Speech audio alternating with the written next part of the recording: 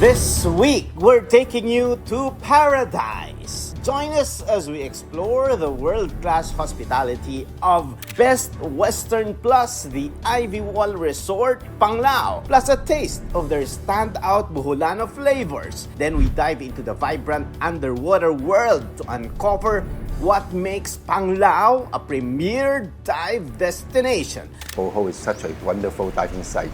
We're not only serving a dish, we're telling a story. We are the first and the only international chain here in the province of Bohol. That global standard creates loyal guests and trust. We are now open for business.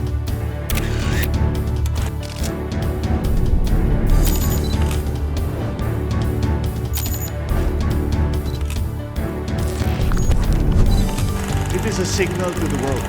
We are open for business.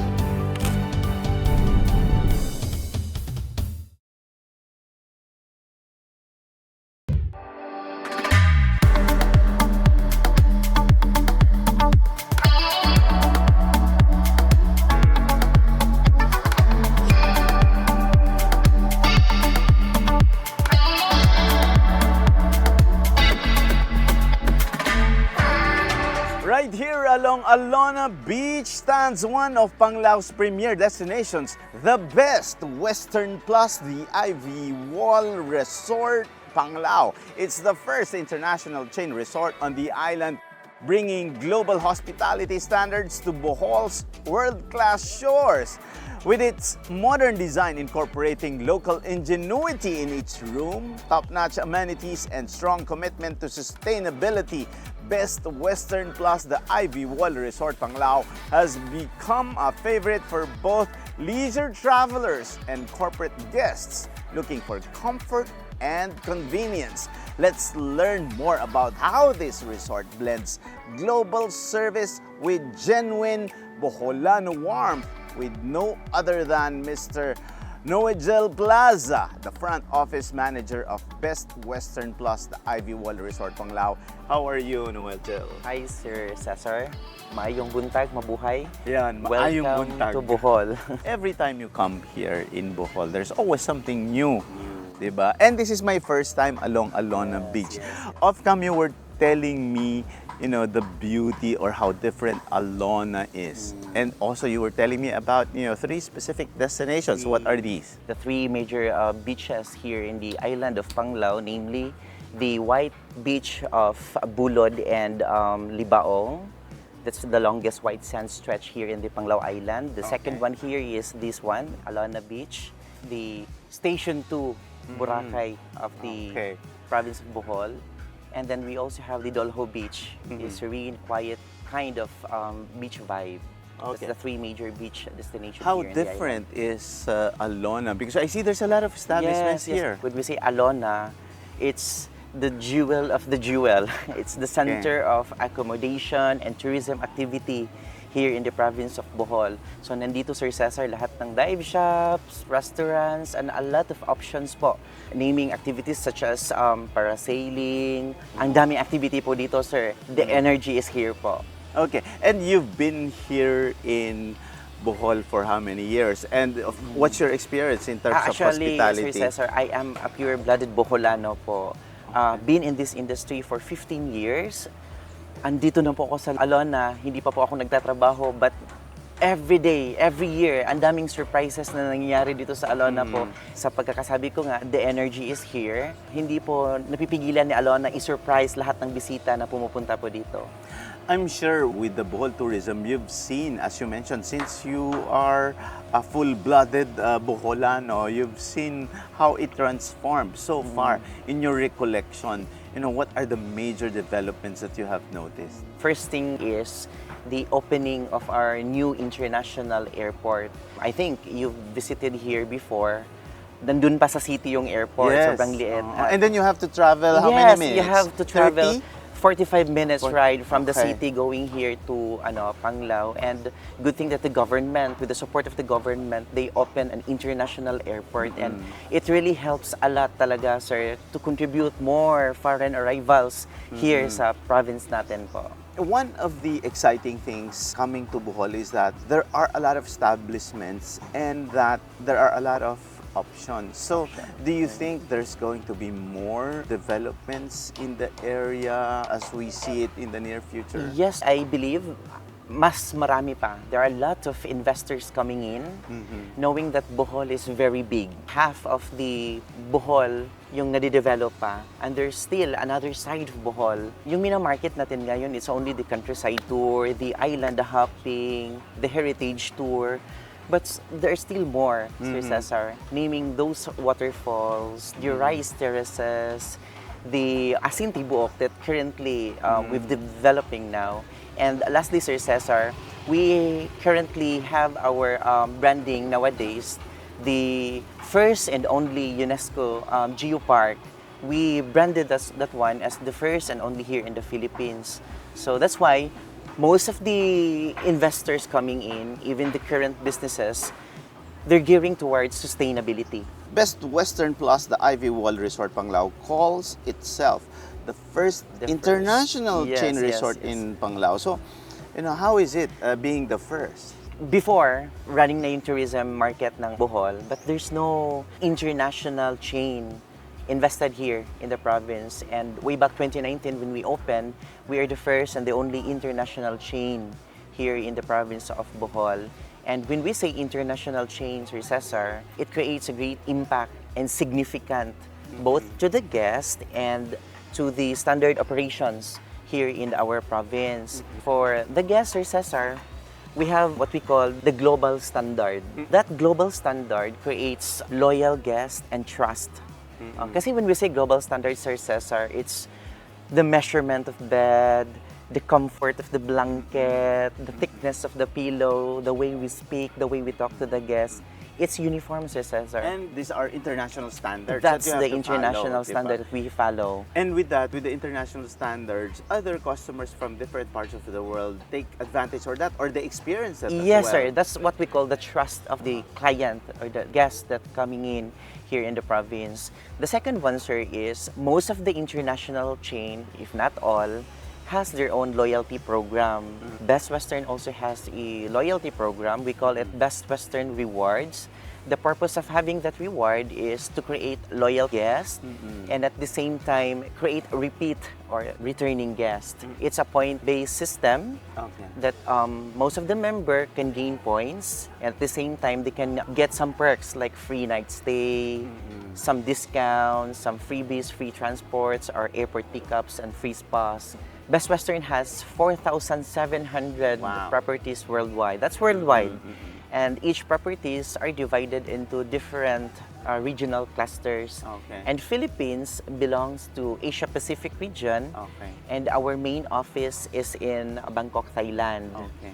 And in the country, the Philippines, ipagmamayabang ko po, sir, that we are the best Western in the Philippines. Wow. Bakit po? How many Best Western hotels in the If I'm not Philippines? mistaken, there are, I think, 6 Best Western properties in the Philippines. Okay. We have one, our sister Best Western, that's in Best Western Plus, Ivywall Hotel in Puerto Princesa, Palawan. And then the others are owned by different business companies, managed by Best Western or franchised to the Best Western. And of the 6 properties, you are the best. So, says who? We pioneer when it comes to global sustainable tourism practices, such as yung partnership natin with other offices, the government, at the same time, the high standard of service that the auditors coming in from the Bangkok, Thailand, we scored very high. Kasi most of the international chains or Cesar, they come each properties to do an audit. Successfully, Best Western Plus, the Ivywall Resort Panglao is one of the highest, not just in the Philippines, but in the Asia Pacific region. Speaking of the hotel's facilities, can you describe, give us an overview of the special features, the facilities of Best Okay, Western? sir. Best Western Plus, the Ivywall Resort Panglao, is located here in the jewel of jewel, the jewel town of Bohol, and we are located at the center of the accommodation area or the tourism activity here in Bohol, which is the Alona Beach. But then again, we maintain balance, Sir Cesar. If you want high energy party, name it, you have it. But if you want serenity, quiet, and me time, we can still offer.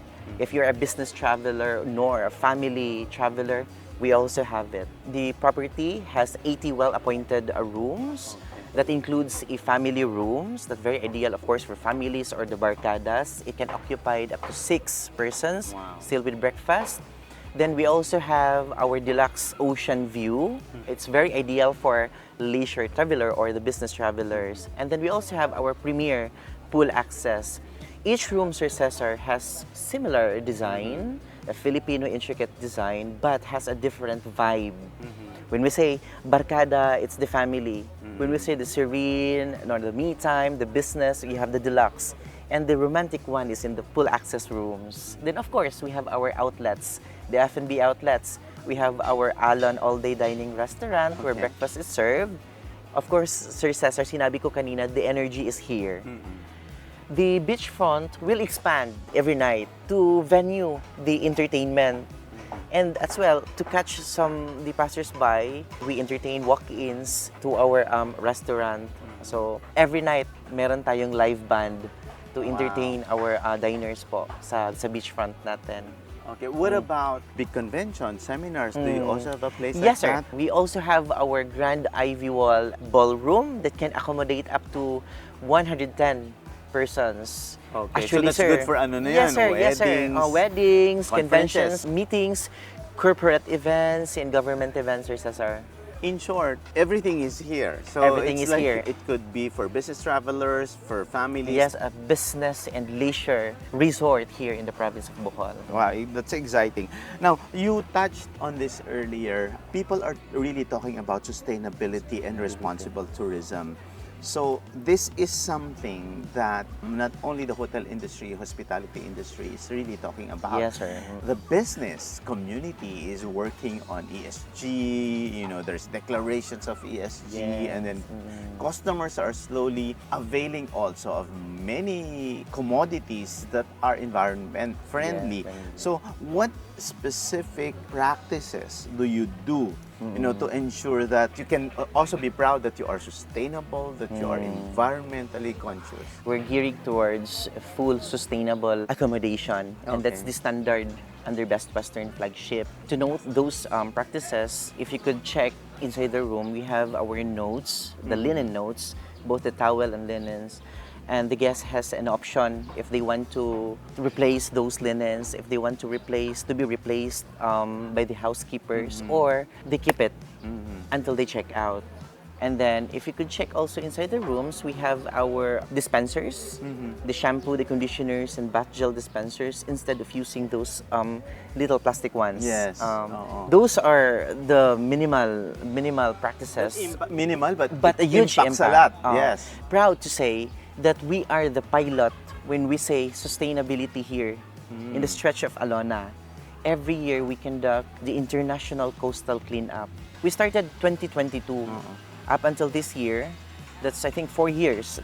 And each year, lalong dumarami yung attendees, Sir Cesar. Really? We started from 800 up until nagiging 1,500 participants. And we gather up to 1,000 plus kilos of garbages that we collected just one stretch here in Alona Beach. What about indigenous materials? I Yeah. saw the design, very Very Filipino, very sir. Filipino. So, where do you source this? The banig inside the room, it's hand-woven by our fellow Boholano artist. Okay. Basically, that's in Basay, Samar. Okay. That's banig from Basay, Samar. But we also have our Boholano products. We have our asinti buok. Okay. Yes. And then the hand-woven bags inside the room, the nito bags. Yeah. And then we also have the bayong. Those were handcrafted by our ladies in Antiquera. Wow. When Also we say in Bohol? Antiquera, also in Bohol. Antiquera, when we say Antiquera, that's a basket capital here in the province. They Wow. produce a lot of native bags, baskets, and everything Okay. native, not just in Bohol, in Cebu, in Manila, but globally. Wow. Yes, sir. And I'm sure there's a lot of customers who are Yes, interested. sir. They buy Actually, it. sir, a lot of guests also avail those bags. Okay, that's so good. They bring Okay, it. you know, speaking of that, part of ecotourism projects, part of the sustainability project, and of course, helping the promotion of tourism is employing the engagement of the local community. Yes, sir. Providing job opportunities Job for them, opportunities. or employing a lot of people here, and also partnerships, di ba? The entire ecosystem, especially in the local community, are involved. Can you cite some instances where you engage also with local communities? Siyempre, nasimulan mo na kanina, the bags and all. We are so proud to tell you and to inform everyone that Best Western Plus, the Ivywall Resort Panglao, employs 100% local Filipino. We don't have Okay. expats here. We Okay. do not employ expats. And then, when we say engagement, we have a lot of partnered schools and universities here in the province. We partnered with Bohol Island State University, Holy Name University, University of Bohol, Crystal E College, and of course, the local TESDA training centers here in the What are province. those partnerships for? We- Parang OJT? Yes, sir. We partner them. We share our expertise. Okay. We went to schools. We went to training centers. We discuss what's the actual happenings here in the industry. Because, you know, sir, Four Corners is very different to actual, right? Exactly, It's very yes. different. So what we are doing, that we partner with schools, we partner with those teachers and trainers, and then we share our expertise. And those talents that they have inside the schools, we employ them, accept them as our OJTs. Not just that, Sir Cesar. Our general manager is the president of Bohol Association of Hotel, Resort, and Restaurant. So we have the linkages with other resorts that we can get those students, partnered schools and students, and share them to other resorts. If they pooled or they have manpower hiring, they can share to them those potential talents. Sir. So basically, you are not self-centered. You know, Yes, sir. It's Yes, sir. something that Bo- you. Bohol in general, sir, especially the accommodation sector, has a healthy competition. Wow. Yes, sir. Interesting. Why so? Is that also a typical Boholano character? I think, sir, we have our culture. We call it maabi-abihon. Maabi-abihon. It's a deeper word, deeper. means? Which means we welcome. Very welcoming, sir. Not just entering a specific home, entering a specific hotel, but entering a specific life as well, sir. You abi like you, entering our lives. We abi you. It's welcoming. It's a deeper meaning of Boholano hospitality. Pag abi-abi. I love that. Yeah. Okay, I love that. Baka naman mahal. So, are there some sort of packages that you Yes, have? sir. Are there, you know, sometimes when they see that you are linked with an international chain, wow, the costing or the packages could also be expensive. What's your take on Yes, that? Sir Cesar. It has been an issue, Sir Cesar, when we say a very touristy area has a very expensive accommodations, very expensive food, but we have our Boholano or local rate, Cesar. It's very different rate. We offered in online, we offered in other travel agencies from abroad. We have our own local packages, Sir Cesar, that's very affordable. What about businesses? Are there special rates? How do you come up with travel packages that also attract not only domestic travelers? Kasi nakikita natin Yeah. ngayon. International yung tumataas.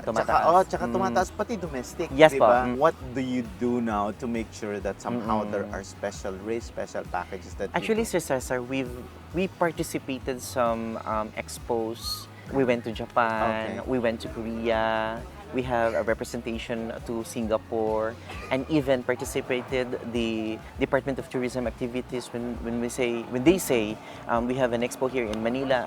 We always participate, sir, and we give a special rate just to capture those market. What will people expect from Best Western not only in the last quarter of the year but in 2026? Are you cooking something new or what are these special projects that you are planning so that there's going to be a lot of excitement? Because I noticed a lot of people are looking for something new. They like cultural immersion now. Yes, yes. You know, the customer behavior in terms of traveling has changed as well. And if you can share some of your insights, you know, post-pandemic? Yes, Sir Cesar, we're gearing towards sustainability. We have a lot of plans to change the practices within the property. We also plan to have an innovation kasi nowadays, Sir Cesar, very high-tech na. We observe the high demands from the millennials and the Gen Zs. Exactly. Nowadays. They want check-in prior to arrival. They want cashless transactions. That's right. Those are the projects that we wanted to pursue, Sir Cesar, for the next year, aside from the sustainability. So as I've mentioned, the growing market from the millennials and the Gen Zs are high. That's the main project that we want to pursue po. Aside from that, we want to have a high energy vibe, at the same time balance, Sir Cesar. Very serene, at the same time a high energy vibe for our travelers. I'd like to invite you to visit our very beautiful resort, the first international hotel chain in the province of Panglao. I'd like you to invite also to visit the beautiful island of Panglao and the beautiful province of Bohol. Dali, magkita-kita ta, bisita dinhi sa Bohol. Open for business. We'll be back. Stay with us. After the world-class accommodations discussed by Noe, we now talk about food. We have here the sous chef of the Best Western Plus, the Ivywall Resort Panglao, Chef Lance. Off-cam, we were talking about where you came from. I learned that you came from Cebu and also you worked abroad. So how different is cooking in Cebu and other parts of the world? And how did that experience transform your style as a chef? For me, there's no such thing as bad experience in the kitchen, or maybe experiences that just shaped you. But for me, kitchen is my place, kitchen is my home. I can really say that if I'm in the kitchen, I'm in my natural habitat. Even though you can see how chaotic it is, especially kung yung service is dumadami, then the tickets are piling up, everything. But I can really see myself as esteemed, composed, and graciously doing what I really like to do or really love to do. The only thing that I can say different or that really hits me is the experience abroad or the experience from the other hotels here in the Philippines. Like working with other people, how you interact with someone different from this place to this place with different cultures. Ganyan lang, but in the kitchen, I can really say it's just the same. Having seen a lot of episodes on the stories of chefs, parang chefs they also get their inspiration, from life experiences, ganyan. In your case, somehow, where is your inspiration coming from? Growing up, I really watched my father. I was with him for almost the whole time, working. He was a contractor. Then I used to go to construction sites using tools like that. But my mother was a cook. She came from a family of cooks. Okay. Meron kaming kainan sa bahay, nagtitinda siya ng yung pamilya nila before. Titinda ng mga ulam sa bahay, ganun. Then my mom was a good cook also, very good in cooking. But studying culinary is very expensive, as we know. Yes. So I choose to study engineering instead. Okay, rather than culinary. Really? But maybe around halfway with the course, sabi ko, di ko to kaya. Di kaya ng utak ko. Oo, kasi magkaiba nun, di ba? Hirap. But I'm sure there's computations as well kasi measurements, di ba? Yes, But engineering is really numbers lang. Numbers. Then I told myself na mag-culinary ako. I asked my mom, then they said yes. Then when I So went, you shifted to culinary? Yes.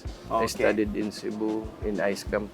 Then the first day, I went inside the school. I can really say that it feels good. I think I'm in the right place. I'm having goosebumps nga. From that day until now, kasi wala talaga akong matandaan na kahit napagalitan ako sa instructor ko before, I can really say I enjoyed it. Wow. I can really say that kung gaano ako nahirapan sa pag-aaral sa engineering. Nung nag-culinary school ako, it came naturally.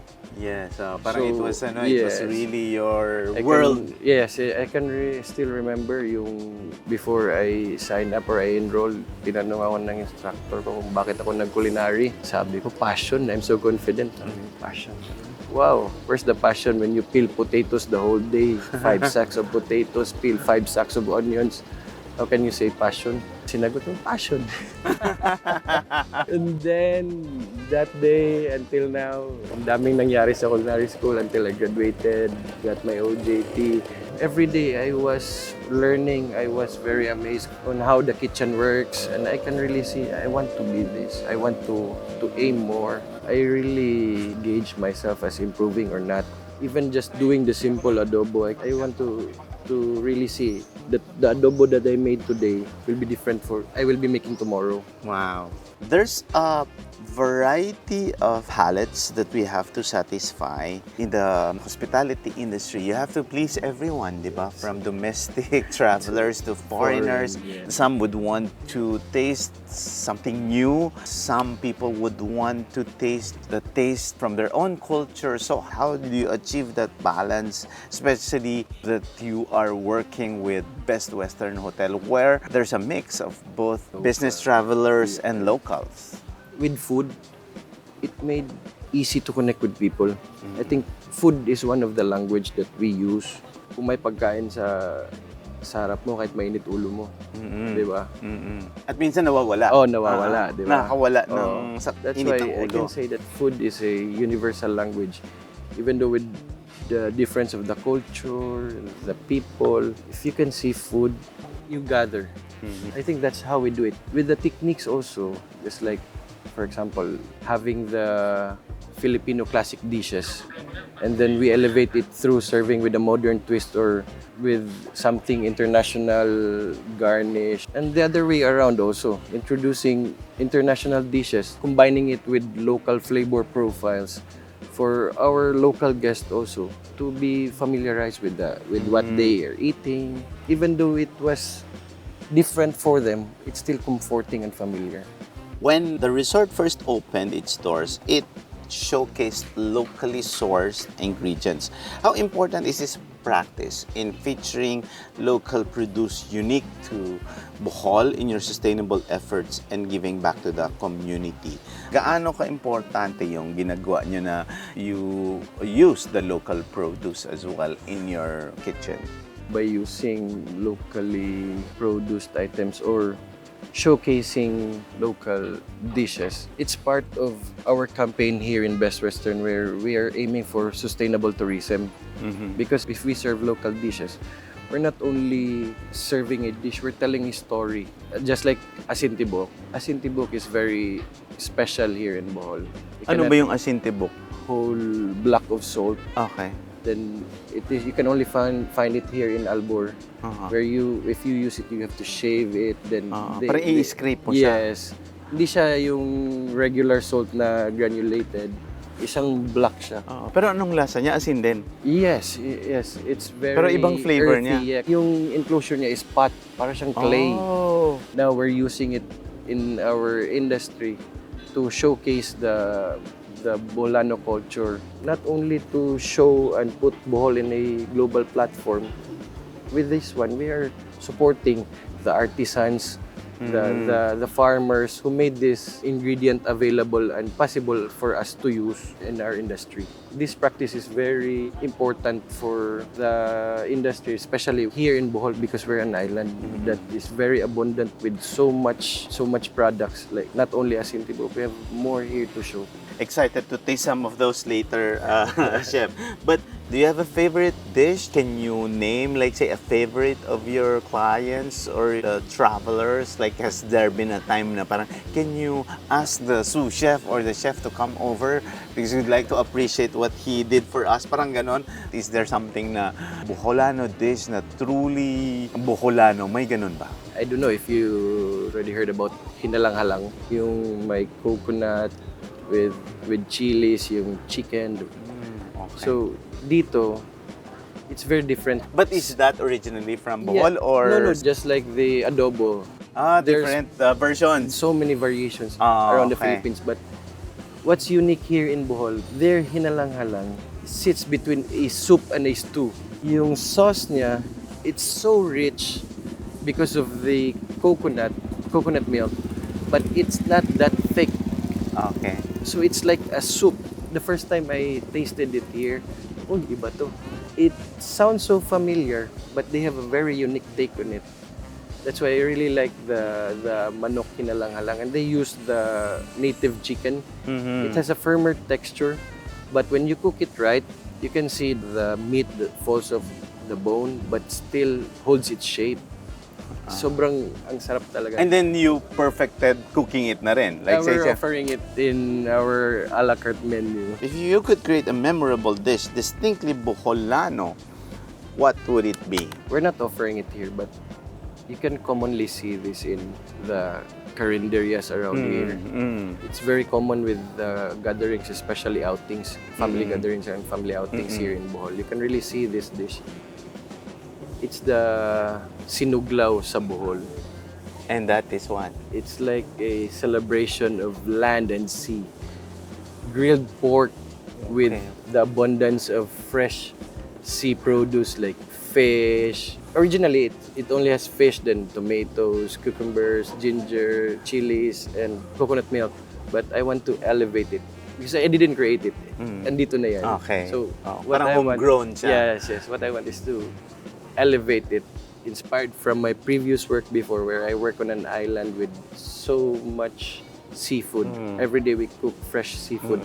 I want to elevate the Boholano sinuglaw. The grilled pork belly, so tender and so juicy. Then we mix it with fresh produce of the island like ceviche, fish, shrimp, then put some sea grapes on it, then add the richness of the coconut milk, then squeeze some calamansi on it for the tanginess, and just season it with asin tibuok. Imagine, it's really good. Well, at least there's something new and Yes, you can there's really- something to look forward to. Yeah, you can really see the abundance of the island in a dish. Inviting everyone to please try and indulge yourself here in Bohol, especially Best Western Panglao, the Ivywall Resort Panglao. So much to offer. I want you guys to see and try. He said see and try and I will say taste. Taste also. Open for business. We'll be back.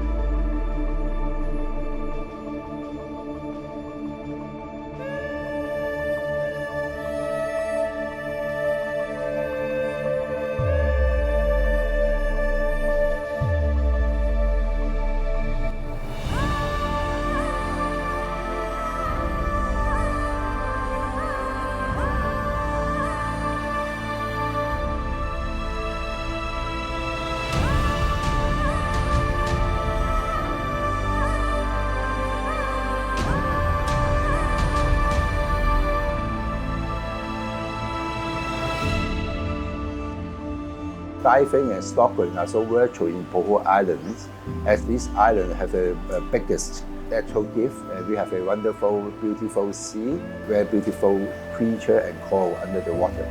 The diver in here is all come over all over the world, including Filipino, European, Chinese, everywhere, because Bohol is such a wonderful diving site in here. Well, we see a lot of coral fish, and then especially the limo fish, right? It's very good. And in here, you easily can see the tortoise, many different kinds of coral fish. The coral in here is so beautiful.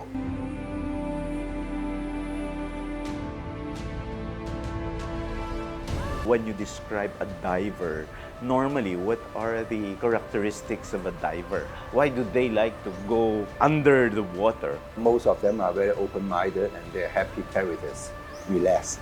You know, for diving, you can keep our body fit, we make our muscle fit and strong, and make our heart resistant to pressure.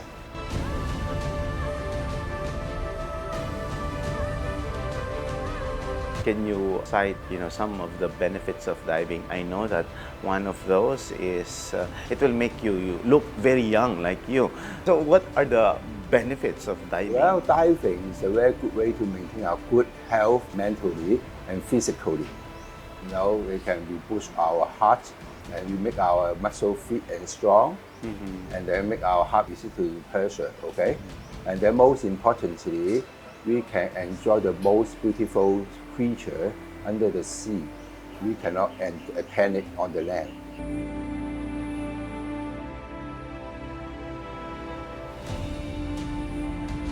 What are the do's and don'ts when you dive?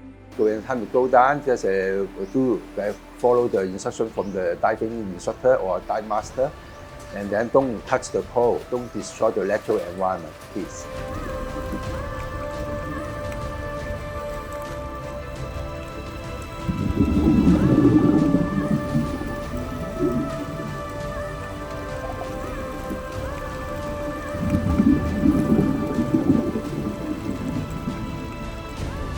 We know that with the many options, many activities, diving is one of them, and of course, island hopping. What is so special about the diving sites in Bohol when you compare that with the other diving sites in many parts of the world? I know that our islands are also chosen as the best destinations all over the world. We have Boracay, we have Bohol, we have so many islands in the Philippines, more than 7,600. But in your case, imagine you investing a diving school here, a shop here in Bohol. What's so special with the natural resources of the Philippines? Well, here in Bohol is something special. In the daytime, we go for diving. After that, at the night time, we have to go out to the Aluna, enjoy different kind of food, enjoy many different kind of entertainment. Not some area, just you will log in the small resort for 4 or 5 days. In here, every day, you can go every night, you can go everywhere to enjoy everything in here. Not that boring. When you go underwater, how do you describe the natural resources underwater as far as Bohol is concerned? Well, when the time we go down the water, it's so peaceful, so quiet, okay? And then we forget every trouble and we can relax in here.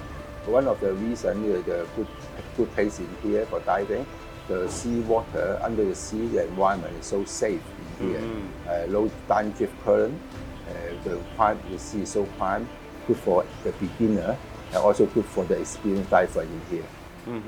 I'm sure you have dived also in other parts of the world, correct? Yes. So can you describe how different the Bohol diving sites compared to the other areas where you have dived into? Yes, in here the surface are good. All the Filipino diver, the bowman and the DMers have an excellent surface in here.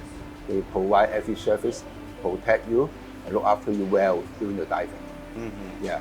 Compared with other places, here is a relatively very good, reasonable price, good cheap price than the other diving area in other countries.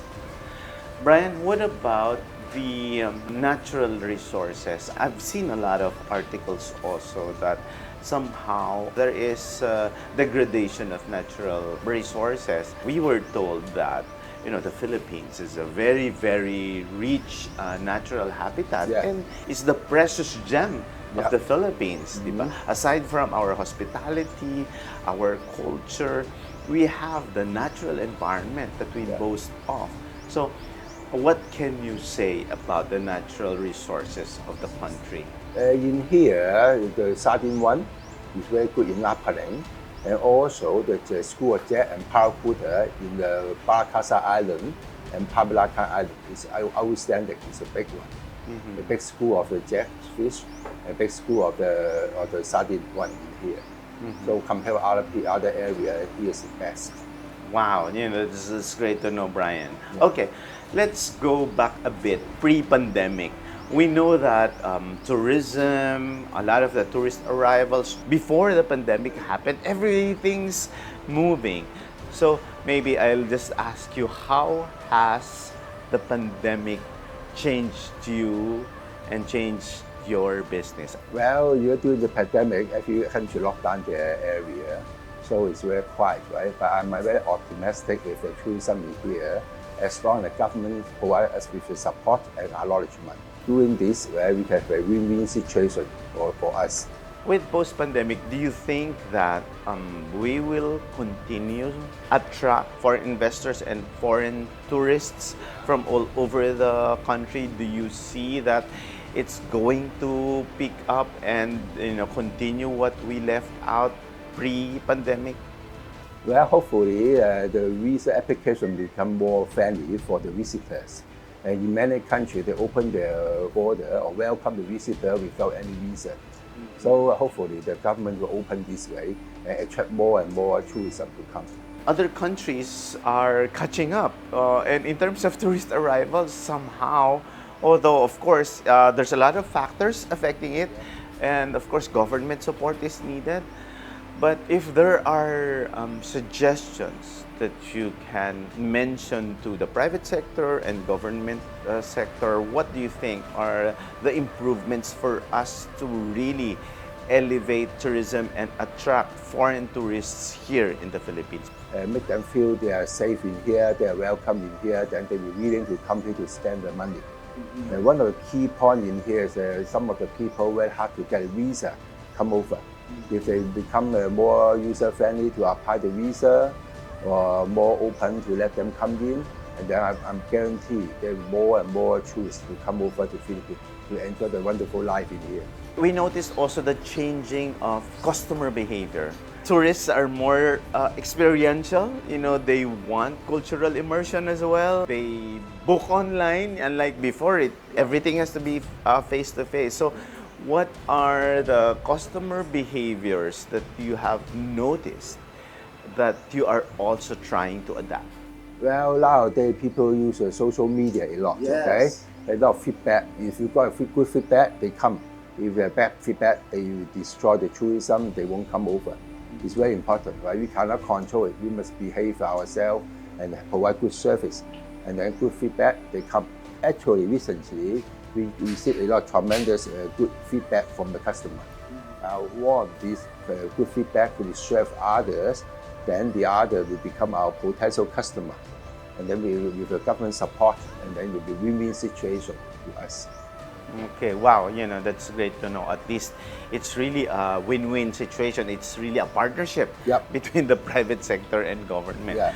You have invested heavily in the Philippines. I know there are ups and downs in investments, but do you think it's worth it? And what is it that makes you pursue this passion? I know that somehow with 7 years in the Philippines, somehow there's a fiber of being a Filipino in your blood already. And I see your employees, they're Filipinos, and thank you, Bryan, because you're giving us opportunities also. You're giving employment to our countrymen.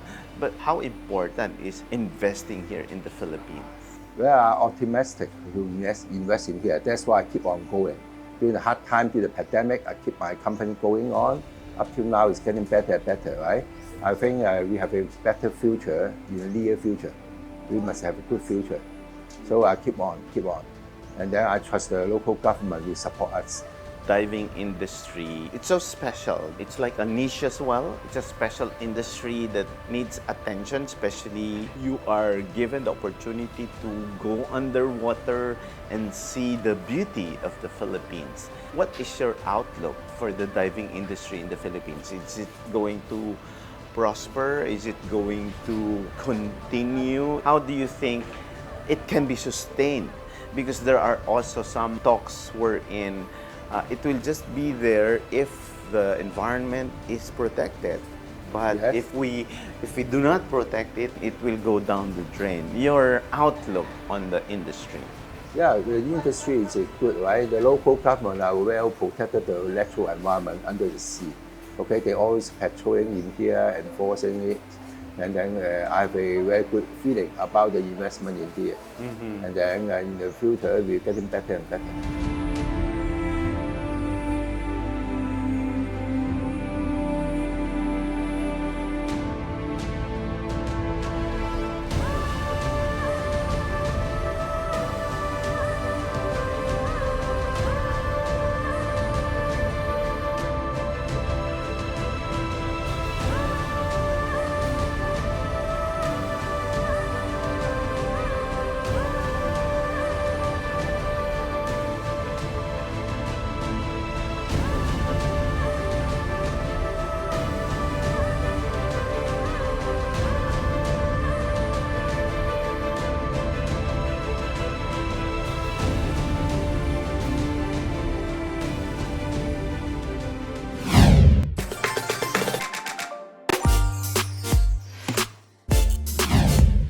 And our buzzword is Booking Engine. It is a software tool on a hotel's website that allows guests to make direct reservations. It shows real-time availability and rates, enabling instant bookings.